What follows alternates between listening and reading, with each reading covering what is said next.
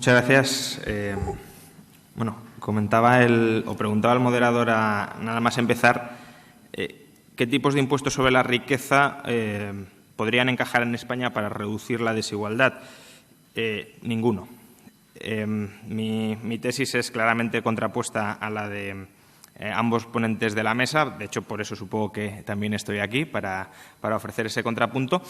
Y voy a empezar argumentando por qué estoy en contra de los impuestos patrimoniales e incluso, y esta es una tesis más impopular todavía, pero con la que quiero empezar, porque es casi una tesis filosófica previa, por qué estoy en contra per se de luchar contra la desigualdad. El primer punto, de hecho, es por qué la desigualdad es mala. Yo tengo muy claro por qué la pobreza es mala. Porque que haya gente que viva mal es malo y es algo que deberíamos evitar. No tengo tan claro, ni mucho menos, por qué el hecho de que haya gente que viva distinto, los dos viviendo suficientemente bien, tiene por qué ser malo. Es decir, a mí la diversidad, la pluralidad, las diferencias no me desagradan. Lo que me desagrada es que haya gente que lo esté pasando mal. Y es verdad que hay mucha gente que lo pasa mal simplemente porque otros tienen más que él. Es decir, sabemos psicológicamente que las diferencias entre personas provocan malestar en ciertas personas, pero aquí reclamaría o pediría incluso una reflexión ética para esas personas. Todos sabemos también que mucha gente tiene ciertos prejuicios o ciertas intuiciones morales que no son correctas. Hay mucha gente que también le desagrada, por ejemplo, la homosexualidad o que le desagrada los extranjeros y no por eso deberíamos, éticamente creo, llegar a la conclusión de que la homosexualidad o los extranjeros son algo a rechazar. Por tanto, aunque a mucha gente le desagrade la desigualdad, si solo es desigualdad y no pobreza, insisto, quizá deberíamos plantearnos si esa preocupación, si esa inquietud es justificable, podríamos llamar desde el punto de vista de la razón pública, es decir, como normas universales que no atienden a mi situación particular, sino a la situación del conjunto y que cualquiera, sea cual sea su situación particular, puede aceptar o no. Eso como primer punto. Es decir, yo no tengo claro que sea mala la desigualdad. Ahora, aunque fuera mala la desigualdad, ¿qué tipo de desigualdad? Porque muchas veces hablamos de reducir la desigualdad, pero como mínimo hay tres tipos de desigualdad. Desigualdad de riqueza, desigualdad de renta y desigualdad de consumo. De las tres, la menos grave es la desigualdad de riqueza, que es la más extrema. Es decir, si uno mira estadísticas de desigualdad, la desigualdad de riqueza es la más extrema que existe y es la más irrelevante. Después, después de la desigualdad de renta, la más grave o la más acusada que tenemos es la desigualdad de renta, que es la que tampoco es especialmente grave, y aquella desigualdad que es menor en cualquier estadística que cojamos, que es la desigualdad en el consumo, es la que, como mucho, nos podría preocupar verdaderamente. ¿Por qué la desigualdad de riqueza es irrelevante? Porque la riqueza no se consume. La riqueza no se consume. La riqueza puede ser fuente de renta, pero la riqueza no se come. Yo no me como un local comercial, o Amancio Ortega no se come sus locales comerciales de Zara. Amancio Ortega se come los beneficios que genera a través de los locales comerciales de Zara y que no reinvierte en Zara. Por tanto, que Amancio Ortega tenga un patrimonio gigantesco no tiene por qué proporcionarle en sí mismo un mejor nivel de vida que una persona que tenga un alto salario y carezca de patrimonio. Por tanto, la desigualdad de riqueza, más allá de como seguridad o como estatus social, etcétera, es absolutamente irrelevante. La desigualdad de renta, que sí que podría ser más relevante, porque obviamente si yo cobro 20.000 euros y otro cobra 100.000, tiene más opciones de llevar una buena vida el de 100.000, tampoco es del todo relevante. ¿Por qué? Imaginemos que el que tiene 100.000 ahorra y reinvierte 80.000. Pues ese señor tendrá un consumo de 20.000 que será exactamente mi consumo de 20.000. Por tanto, ahí tampoco habría desigualdad. Y el señor que está ahorrando y reinvirtiendo está prestando una función social. ¿Qué función social? La de mantener el tejido empresarial que permite seguir generando renta y riqueza en ese país. Quien ahorra no está disfrutando de la renta que está generando, está posponiendo la satisfacción a futuro de esas necesidades. Si una persona no consumiera nunca, siempre ahorrara, viviría como un fraile cartujo, es decir, no experimentaría ningún tipo de bienestar. El bienestar se obtiene al consumir y por eso digo que como mucho la desigualdad que nos podría preocupar es la desigualdad en el consumo, porque eso sí expresa desigualdades en el nivel de vida de la gente.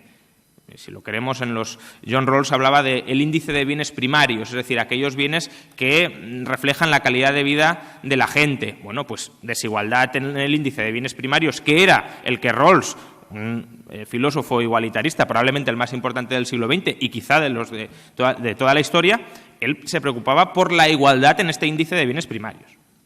Bien. Por tanto, en sí mismo que haya desigualdad en riqueza y en renta es poco relevante, que la haya en consumo podría serlo, pero justamente lo que tenemos es que la desigualdad en consumo es bajísima, incluso en Estados Unidos, que es uno de los países más desiguales. Pero para terminar de probaros mi punto de que la desigualdad de la riqueza es poco relevante, os voy a leer dos grupos de países. Unos, no os voy a decir cuáles, tienen una desigualdad sobre la riqueza muy alta y otros tienen una desigualdad sobre la riqueza muy baja. Bien, el primer grupo es Algeria, Armenia, Bangladesh, Bielorrusia, Burkina Faso, Chad, Etiopía y Sudán y España. Segundo grupo, Dinamarca, Hong Kong, Israel, Noruega, Suecia, Suiza y Estados Unidos. De estos dos grupos, ¿cuál creéis que tiene una alta desigualdad en la riqueza y una baja desigualdad en la riqueza? El primer grupo, entre los que está España, tiene una baja desigualdad en la riqueza, no en la renta, en la riqueza, según el índice de Gini, de la riqueza. El segundo grupo, entre los que están los países nórdicos, Noruega, Suecia, Dinamarca, tiene una alta desigualdad en la distribución de la riqueza. De hecho, Dinamarca es el país más desigual del mundo en distribución de la riqueza. ¿Eso significa que los daneses viven mal? No. ¿Eso significa que los daneses presentan una alta desigualdad en la distribución de la renta? No, porque Dinamarca también es uno de los países con una distribución de la renta más igualitaria de todo el mundo. Por tanto, ¿qué expresa la desigualdad en la distribución de la riqueza? Nada. De hecho, el propio mecanismo que elabora Piketty de que si la tasa de retorno del capital es mayor que el crecimiento de la economía, necesariamente tenemos que ir a una economía donde el capital cada vez esté más concentrado y donde hay más desigualdad social y donde, por tanto, según Piketty, la sociedad se va volviendo cada vez menos meritocrática, tampoco explica, no voy a decir nada, pero casi nada. De hecho, el propio Piketty acaba de publicar el 31 de diciembre de 2014 un artículo en el American Economic Review revisando parcialmente sus tesis y admite que son mucho más débiles de lo que la mayoría de la población ha interpretado. Primero, la tesis de Piketty de que si la tasa de retorno supera el crecimiento de la economía, las desigualdades se acentúan, no explica el 60% de la desigualdad que hemos vivido desde los años 80. El 60% de la desigualdad desde los años 80 se debe a desigualdad salarial. Y este mecanismo, como mucho, explicaría desigualdad patrimonial o de la riqueza, no salarial. Por tanto, Piketty elabora un modelo que está bien, bueno, que no lo comparto, pero bueno, está bien, es un ejercicio intelectual honorable, pero que no explica el 60%, más de la mitad de la desigualdad que hemos vivido desde entonces. Luego, incluso la desigualdad que se debe a la riqueza, a la desigualdad patrimonial, a las rentas, mejor dicho, la desigualdad a las rentas del capital, que es el 40%, explica el 40% de la desigualdad en la renta vivida desde los años 80, tampoco está explicada por este R más G, porque este R más G, o este R mayor que G, esta tasa de retorno mayor que el crecimiento de la economía, bueno, al final lo que nos está diciendo es hay como una tasa de retorno que quien tiene ahorros obtiene automáticamente y si esa tasa de retorno es muy alta, pues necesariamente va acumulando cada vez más capital. Pero obtener una tasa de retorno moderadamente alta en las economías actuales es complicadísimo. Solo hace falta echarle un vistazo a los mercados financieros actuales para darse cuenta de ello. La tasa de retorno no se obtiene por ser rico. Quien tiene capital pero no sabe rentabilizarlo, y esta es, ligándolo con antes, la que yo creo que es la verdadera función social de la propiedad. La función social de la propiedad es poner tu propiedad a generar riqueza para los demás, no excluirla del mercado y quedártela para ti solo, sino utilizar tu propiedad para generar bienes y servicios que valoran los demás en una economía de mercado libre. Si no sabes rentabilizar tu capital, no obtienes retornos. De hecho, si nos vamos a la lista Forbes del año 87, que es la primera lista Forbes que se elabora, de las 10 personas más ricas del mundo, hoy no queda ninguna entre los 100 primeros puestos. Y, de hecho, las pérdidas medias de los superricos del año 87, que si os leyera sus nombres no sonaría absolutamente ninguno, más de la mitad son japoneses, por ejemplo, las pérdidas medias de estas personas oscilan entre el 50 y el 80%. ¿Por qué? Porque no han sabido rentabilizar su capital. Por tanto, hoy, ¿cómo se explican las desigualdades en la distribución de la riqueza? Pues porque llega un señor a un garaje, crea una empresa que no vale nada en un comienzo, y en un par de años esa empresa vale 100.000 millones de dólares. Con lo cual, si ese señor tiene el 60% o el 80% de esa empresa, es una de las personas más ricas del mundo. Pero eso no es porque R sea mayor que G, eso es porque ha generado un sistema empresarial de generación de valor impresionante, un sistema empresarial de generación de valor capaz de satisfacer las necesidades de millones o de cientos de millones de personas. Aparte que si Piketty tuviese razón, es decir, si realmente la tasa de retorno del capital fuera automáticamente mayor que el crecimiento económico, etcétera, la propuesta razonable no sería la imposición sobre la riqueza, sería privatizar el sistema público de pensiones. ¿Por qué? Porque sería absolutamente criticable y absolutamente rechazable que los trabajadores no se pudiesen aprovechar de ese mecanismo maravilloso que nos proporcionaría el capitalismo, que es que automáticamente el ahorro se revaloriza y crece más que el crecimiento, que el conjunto de la economía. Obviamente no es tan sencillo y por eso hay gente que no está de acuerdo con la privatización del sistema público de pensiones, pero si Piketty tuviese razón, la medida a adoptar para reducir la desigualdad y promover el crecimiento conjunto de la prosperidad conjunta de los ciudadanos sería privatizar las pensiones. Por tanto, si la desigualdad no es necesariamente mala, la desigualdad en la riqueza no explica prácticamente nada y el mecanismo propuesto por Piketty tampoco es especialmente ilustrativo, ¿para qué queremos la fiscalidad sobre la riqueza? Pues bueno, dejadme que os lea textualmente para qué la quiere Piketty. Dice, el propósito principal de un impuesto sobre el capital no es financiar el Estado social, sino regular el capitalismo.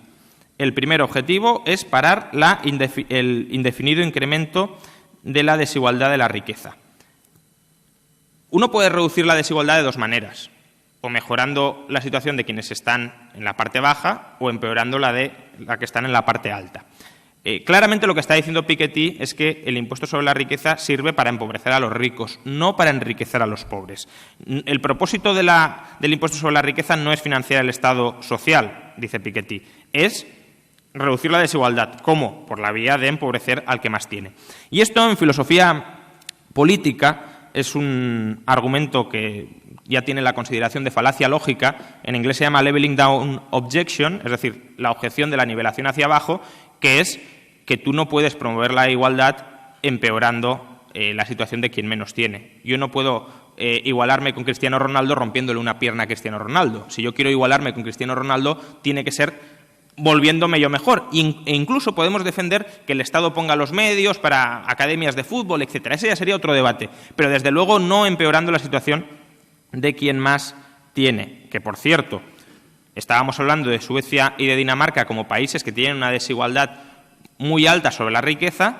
Bueno, pues tanto Suecia como Dinamarca tienen tributaciones sobre la riqueza que recaudan menos que España. De hecho, en Suecia no hay impuesto de sucesiones, por ejemplo, y se recauda por riqueza la mitad que en España.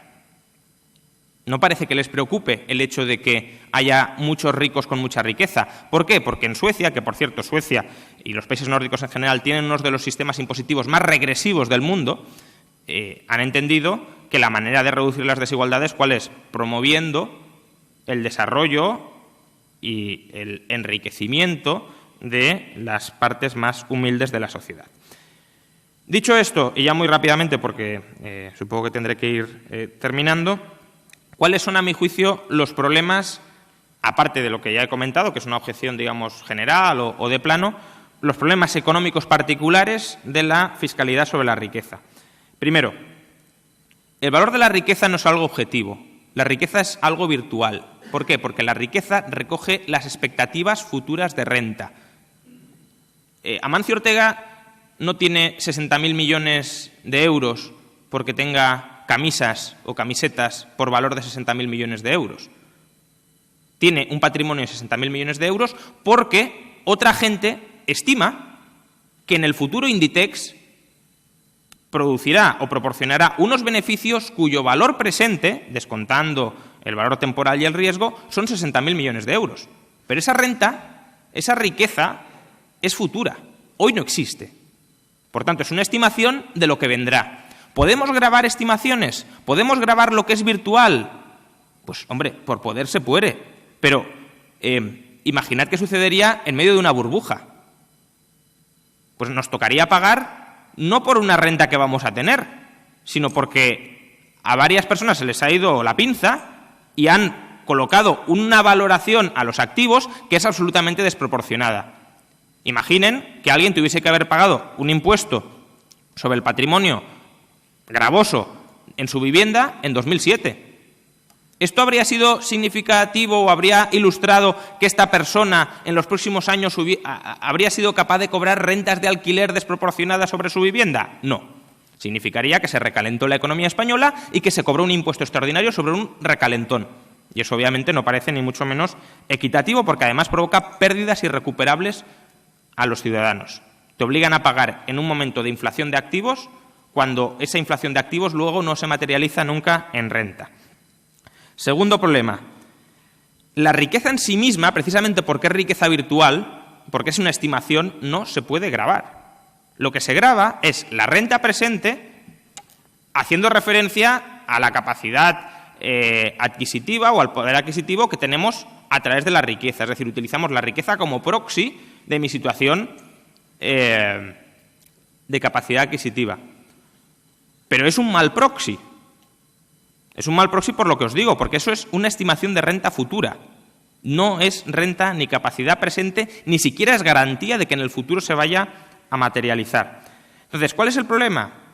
Pues que, primero, hemos comentado que gravar la riqueza es contracíclico. Si lo fuera, desde luego, todos los economistas keynesianos deberían estar criticando la tributación sobre la riqueza, porque ya sabéis que dentro del keynesianismo una de las patas de la política precisamente contracíclica son los estabilizadores automáticos, es decir, que la tributación caiga en el momento bajo del ciclo, no mantener una tributación alta en el momento bajo del ciclo. Pero de todas formas yo no tengo tan claro que sea contracíclico. ¿Por qué? Porque si lo que gravamos es el valor de mercado de la riqueza y no obviamente la estimación que haga la Administración, sino verdaderamente el valor de mercado de la riqueza. Fijaos en cuánto estaba, por ejemplo, el Dow Jones en 2009. Estaba a 6.500 puntos. Por tanto, ahí la recaudación que se habría obtenido es bajísima. Si graváramos verdaderamente el valor actual de los pisos en España, ahora estarían en un punto bajo, muy bajo. Y, en cambio, en el año 2007 habríamos obtenido una recaudación muy alta. Por tanto, no veo tan claro que sea contracíclico. Más bien me parece bastante procíclico como otro tipo de impuestos. Tercer problema. ¿Por qué gravamos solo el capital financiero o el capital real y no gravamos el capital humano? Porque tan capital es tener unas acciones en bolsa como tener un título en el MIT que te permite obtener cada año un salario de $150.000. Eso es un diferencial de renta que se explica por un activo patrimonial que se llama capital humano, formación, que es una inversión, que tiene una tasa de retorno, etcétera. ¿Por qué no gravamos también entonces la estimación que hacemos de los conocimientos acumulados que tiene una persona? Yo solo, obviamente, lo encontraría absolutamente injusto, pero no por ello encuentro menos injusto gravar los activos financieros. Y ya, por último, si gravamos la riqueza, estamos penalizando a aquellas personas que tienen una preferencia por el consumo aplazada. Imaginad dos personas, una que quiere ahorrar para la jubilación porque quiere gastar, pongamos, 100.000 euros a lo largo de su jubilación. Y ahora, pensad en otra persona que lo que hace es gastar 100.000 euros a lo largo de toda su vida, no concentrado en la jubilación. Las dos personas, esos 100.000 euros se los han gastado igual, una concentrada en la jubilación, otra a lo largo de su vida. Pero si gravamos el patrimonio, a la segunda persona le estamos haciendo pagar más impuestos. A la persona que lo gasta en la jubilación le estamos haciendo pagar más impuestos. ¿Por qué? ¿Qué pecado ha cometido por querer prepararse para la jubilación y además suponerle un descargo a las cuentas públicas? ¿Qué pecado ha cometido con tener unas preferencias que le llevan a querer vivir mejor a partir de los 65 años que no entre los 20 y los 65? Precisamente por eso, la mayoría de economistas de la teoría de la fiscalidad óptima lo que proponen es una exención por lo que llaman tasa normal de retorno, es decir, que la rentabilidad normal de las inversiones esté exenta de pagar impuestos. ¿Cómo estimamos que es rentabilidad normal? Ese es otro problema, precisamente por querer gravar la riqueza. Y luego, no solo hay un sesgo por el hecho de aplazar el consumo, sino por el hecho de invertir de manera arriesgada. Si yo me arriesgo mucho para generar mucha riqueza y me sale bien, pago los mismos impuestos proporcionalmente que quien no se ha arriesgado y, obviamente, le sale bien porque no se ha arriesgado. ¿Queremos penalizar la asunción de riesgos en sociedad? Yo no quiero privilegiarla, porque no veo nada necesariamente positivo en asumir riesgos, pero tampoco quiero penalizarla, porque obviamente de la asunción de riesgos surge el progreso económico en gran medida del que nos beneficiamos todos. Y hacer tributar al mismo tipo a quien asume más riesgos que a quien asume menos es penalizar relativamente a quien asume más riesgos, penalizarle impositivamente, fiscalmente. Por tanto, este es otro error que también habría que solucionar con tipos impositivos distintos, es decir, que quien asume más riesgos pague menos impuestos, pero obviamente esto, como lo hace el legislador, no sabe que son más riesgos, que son menos. Por tanto, mi propuesta final, obviamente, que no haya impuestos sobre la riqueza.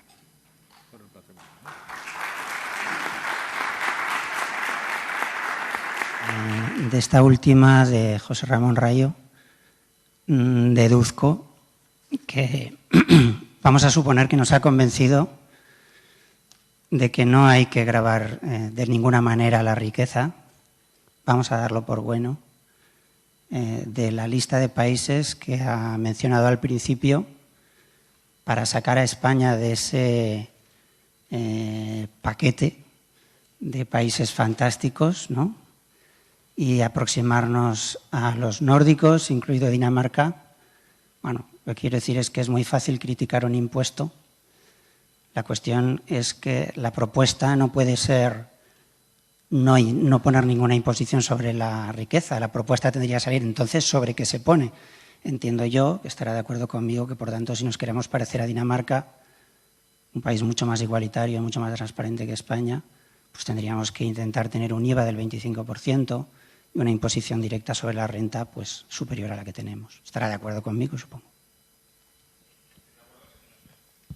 Estoy de acuerdo en que si nos queremos parecer a Dinamarca, obviamente habría que adoptar un sistema tributario muy regresivo como el que tiene Dinamarca, pero yo es que no me quiero parecer a Dinamarca. Es decir, yo prefiero parecerme a Suiza, por ejemplo, o incluso a la parte económica de Singapur o a Hong Kong, es decir, a los países más ricos del mundo, también para las clases más bajas. Es decir, yo no creo en un Estado grande, creo en el Estado más pequeño posible. Creo que es ahí donde las sociedades prosperan y donde más se respeta las diferencias en la vida de las personas. Me parece absolutamente legítimo que la gente se quiera asociar a través de alguna asociación de tipo paternalista que le regule la vida y más o menos le proporcione confort, seguridad y tranquilidad, pero no incluyendo en ella a quien no quiere estar asociado a la misma. Por tanto, sí, si nos queremos parecer a Dinamarca, habría que hacer eso. Como no creo que necesariamente tengamos que parecernos a Dinamarca, no compro la subida del IVA ni del IRPF. Ahora bien, ¿por qué he puesto a Dinamarca como ejemplo? No tanto como ejemplo de hacia dónde tenemos que ir, sino como ejemplo de que la desigualdad en la riqueza en sí mismo no explica nada. ¿Por qué? Porque Dinamarca es el país más desigualitario en términos de riqueza, no de renta, de riqueza del mundo, y luego es probablemente el más igualitario en términos de renta. Por tanto, la correlación entre ambos índices de Gini no parece que esté muy asentada. Y luego, obviamente, que tiene una renta per cápita mucho más alta que la nuestra, teniendo nosotros una menor desigualdad en la riqueza. Por tanto, obsesionarse con la desigualdad en la riqueza creo que es un mal proxy. ¿Por qué? Porque más bien encontramos que los países que tienen un nivel o que proporcionan un nivel de vida muy digno y de bastante calidad a su población son países que han acumulado mucho capital y que, como han acumulado mucho capital, tienen mucha desigualdad. Si es que, además, no lo he comentado, pero el principal factor que explica la desigualdad en la riqueza es la edad. Es la edad. ¿Por qué? Porque cuando tienes 20 años no tienes patrimonio, pero cuando tienes 60 sí. O en teoría. Pero obviamente hay mucha más concentración de patrimonio en edades tardías que cuando entras en el mercado laboral y no has podido ahorrar nada. De hecho, es que en Estados Unidos los jóvenes de 20 años no es que tengan patrimonio cero, tienen un patrimonio brutalmente negativo porque están endeudados con el MIT para pagar, pues no sé, $100.000. Pero gracias a ese patrimonio negativo obtienen luego salarios desproporcionados que les permiten pagar la deuda y acumular patrimonio. Por tanto, en sí mismo, la desigualdad patrimonial no indica mucho. Me gustaría saber la opinión de los tres, porque veo que tienen puntos de vista bastante dispares sobre el asunto. Me referiré a la herencia como causa de origen de la desigualdad, en particular, y en particular al impuesto sobre sucesiones, sin aludir a las diferencias que hay sobre las comunidades autónomas, que son obvias, evidentes, y sobre eso ha habido ríos de tinta. ¿Qué les parece a ustedes que alguien puede heredar 50 pisos del Paseo de Gracia sin pagar el impuesto sobre sucesiones porque es el cónyuge y en Cataluña tiene derecho a un 99% de reducción? ¿O qué les parece a ustedes el mismo ejemplo, pero en la calle Mayor de Valencia, que puede ocurrir lo mismo, porque en la comunidad autónoma valenciana resulta que el que tiene el 65% de minusvalía no tiene límite en la exención del impuesto?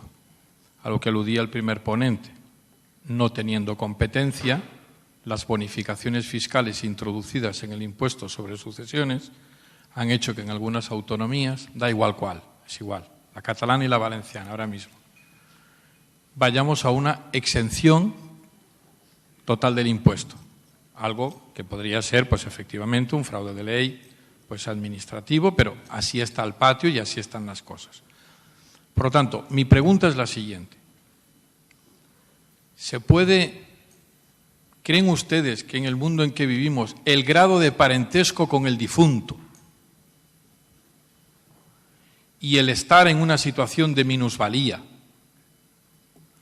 y ahí tenemos los dos principios de la Constitución, el que habla del principio de protección a la familia, que sabemos que está ahí, como el por parte de los poderes públicos, que tienen que promover y remover los obstáculos sociales en cuanto a las personas que son discapaces. Ese es el respaldo que tienen esos preceptos que están en el impuesto sobre sucesiones.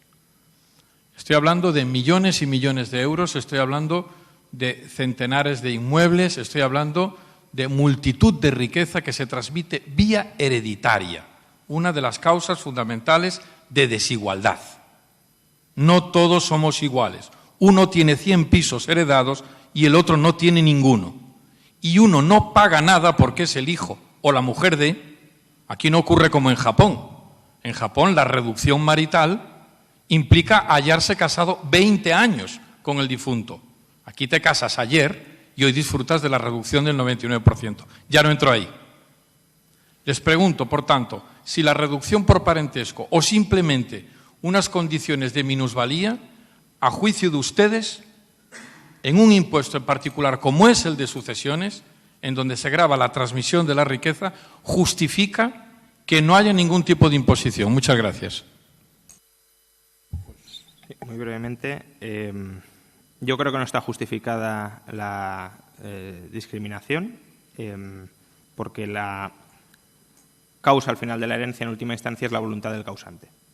Y por tanto, nadie debería pagar impuesto de sucesiones, tenga parentesco o no lo tenga. ¿Por qué? Porque el mérito para recibir la herencia y que justifica el título de propiedad adquirido a través de la herencia es el mérito apreciado por el causante. Méritos hay muchos en sociedad y el relevante, el que cuenta, es el que aprecia aquel que transmite la propiedad, en este caso, ya digo, el causante.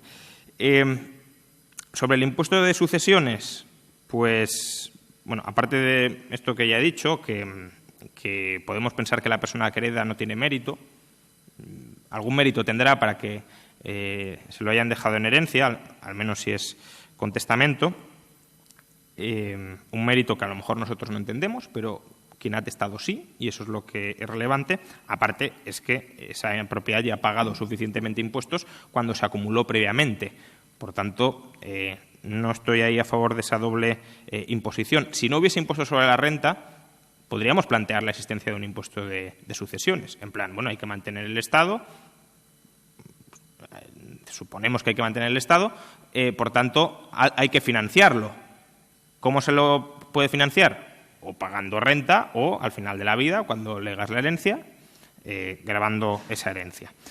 Y tal como está configurado actualmente el impuesto de sucesiones, me parece maravilloso, porque la competencia fiscal a mí me gusta mucho. ¿Por qué? Pues por lo mismo que me gusta la separación de poderes, porque eso contrarresta la posibilidad de exprimir al contribuyente. Entonces, la competencia fiscal, desde luego, perjudica al Estado. ¿Por qué? Porque le impide coordinarse más en cobrar más a los contribuyentes, pero claramente beneficia al contribuyente porque es más difícil, como si no hay un cártel de administraciones, y por tanto es más difícil que ese cártel se coordine, ese inexistente cártel se coordine para recaudar impuestos a los ciudadanos. Que normalmente el lobby de sucesiones es un lobby muy limitado. Es decir, ya sienta bien, oye, no tendré que pagar nada por mi pequeña herencia, estupendo, qué bien, pero realmente el beneficio que obtiene una determinada herencia de la mayor parte de gente, recuerdo haber leído un artículo de López Burniol en La Vanguardia como notario, y él decía que cada vez la clase media era menos media y daba menos las herencias eran cada vez más menores, ¿no? Claro, el lobby, en cambio, de un Zara, etcétera, etcétera, sí, o de grandes fortunas, es evidentemente muy potente. Y ese beneficio que se dice al transmitir, desde luego es un beneficio de unos cuantos, tienen mucho beneficio. Quizás justamente, eso es otra discusión ideológica, pero que esa exención beneficia muchísimo a unos cuantos y relativamente poco a la mayor parte de gente. De todas formas, sí, eso es así, pero porque quienes están ahora dejando herencia no... Es decir, mejor dicho, quienes habían dejado herencias hasta la fecha apenas habían podido acumular riqueza. Y esto es algo que Piketty también constata en su libro, y es los nuevos herederos en los próximos años, en los 10 o 20 próximos años, van a recibir muchas herencias de sus padres, por ejemplo, los inmuebles que han podido ahorrar. Por tanto, está volviendo a crecer el porcentaje de la riqueza nacional que se está legando en herencia, y no por las clases altas, sino porque las clases medias ya han acumulado históricamente en los últimos años herencia y sí que la pueden transmitir. No así en las décadas pasadas, porque no hubo ocasión. Una herencia muy inmobiliaria. Sí, pero que... Para la reflexión un poco, claro, pero de aquellas célebres acciones de Ercros aquí en Cataluña, claro, de empresas emblemáticas, eso ya no existe. Claro, pero ¿por qué si yo ahorro en acciones y vivo de alquiler tengo que pagar impuesto de sucesiones y en cambio sí? Bueno, eso es otro tema. Claro, no, pero que al final, ¿no? Es el ahorro de la clase media también. Sí.